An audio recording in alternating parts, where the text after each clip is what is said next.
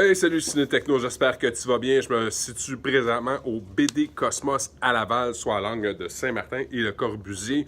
Pour mes lectures de la semaine, on a une semaine quand même assez aléatoire, je vous dirais, dans mes goûts cette semaine. J'essaie de diversifier un peu plus que juste du X-Titles parce que once a comic book lover, always a comic book lover, peu importe la face que ça décide de prendre. Alors, premier comic que j'avais le goût de te parler, c'est Catwoman number 11. Je t'avoue que j'ai jamais été un gros fan de Catwoman, outre peut-être dans Batman 1966, là, où est-ce que je trouvais qu'elle avait tout le swag. Mais j'ai envie de te montrer Art Germ, dans le fond, qui est l'artiste qui fait la couverture, qui est complètement hallucinant. Écoute, est-ce que j'ai l'audace de dire que ça rivalise avec Alex Ross? Parce que, honnêtement, Stanley Art Germ Love a un coup de pinceau de maître. Honnêtement, je trouve ça très fort. Batman and the Outsiders, comic qui avait été cancellé originalement pour des raisons que j'ignore, mais que cette semaine, on a finalement l'opportunité d'avoir le numéro 1, Batman and the Outsiders. J'ai envie de te montrer un petit peu de artwork. Écoute, ça ressemble quasiment à du Michael Turner quand tu regardes là. Ici, tu vois-tu? Je trouve ça vraiment super bien fait. L'histoire a l'air quand même assez trippante. Du action pack dans Gotham City avec Black Lightning, Signal, Orphan, Katana. Fait que on a des petits clins d'œil à la Suicide Squad. Check quand je te dis Michael Turner. C'est fort. Fait que ça, j'ai hâte de mettre le nez là-dedans. Tout le monde le sait, je suis un gros fan de Joss Whedon. Je trouve que c'est un cerveau incroyable qui comprend notre industrie parfaitement. Je suis tellement content qu'il ait décidé de relancer son Buffyverse. Alors ici, j'ai Angel numéro 0. La semaine passée, on a eu droit à son retour. Artwork que je trouve pas super génial. Honnêtement, ça pourrait être plus raffiné. Il pourrait y avoir un ton un peu plus agréable à ce niveau-là. Mais l'histoire est vraiment captivante. Brian Edward Hill, Gleb Melnikov et Gabriel Casata, ils ont des croûtes à manger. Je leur donne leur chance quand même. Age of X-Men, un des titres que j'ai moins de plaisir avec. Apocalypse and the Extracts. Je trouve ça lourd, je trouve ça pesant. Le artwork, un peu à la Joe Mad. Alors, on voit ici qu'il y a une grosse influence au niveau du manga américain. Grosse pub, je te montre la pub. House of X, Powers of X. This is my jam. Ça, c'est mes X-Men. Ça, c'est directement, là, ça sort de mon univers. Si mes X-Men pourraient toujours avoir l'air de ça, je serais un happy cat.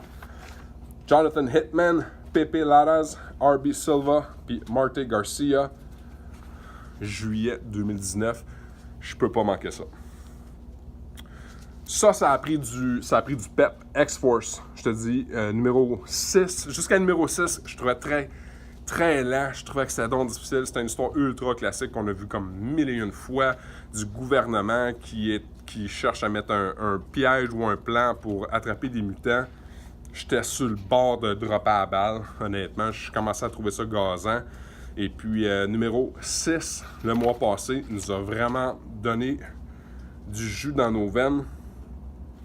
Artwork décent, je te dirais. C'est pas ce qu'il y a de mieux. J'aime quand mon artwork est un peu plus raffiné. Mais avec l'arrivée de Stripe ici, c'est ce que j'avais besoin. J'avais besoin d'une injection de quelque chose qui me donne le goût, qui m'emballe. Surtout avec le fait que là, on a un Young Cable d'un bord, puis dans Mutant X, on a un vieux Cable, puis dans la sphère du X-Title, il y a juste plus de Cable. Je trouve que ça devient difficile un petit peu à tricoter tout ça ensemble. The Batman Who Laughs. Écoute, juste pour... Je sais pas si tu connais cette image-là. C'est iconique. Directement dans le DCU Active Universe. Alors, ça suit la continuité. Si tu es un fan de Batman, tu dois lire ça. Tu n'as pas le choix. Je crois que c'est un incontournable. C'est vraiment très bien. C'est très dark and gritty. Hein? C'est du DC à son meilleur. Puis par la suite, on a Star Wars Age of Rebellion, Seigneur Boba Fett. Alors directement relié avec Free Comic Book Day, Star Wars May the 4th be with you. Boba Fett, c'est un personnage que je crois qui est pas assez valorisé sur l'univers du cinéma. Il y a un maximum de scènes parce qu'on peut pas réécrire l'histoire, mais je suis donc content de voir qu'il y a une plateforme pour apprendre à plus apprécier Boba Fett et The Mandalorians. Oh mon Dieu Seigneur, quelqu'un m'a volé mes voyelles. Les Mando. Écoute, look classique. J'ai hâte de lire ça.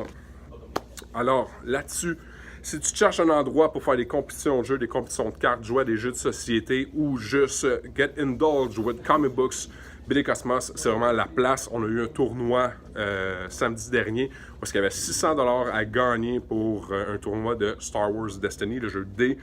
Alors, il y a énormément de tournois qui prennent place, énormément de beaux événements qui sont proposés au BD Cosmos. Je te le rappelle, à l'angle de Corbusier et Saint-Martin à Laval. Sur ce, je te souhaite une super semaine de lecture. J'espère que tu trouveras chaussures à ton pied. À bientôt.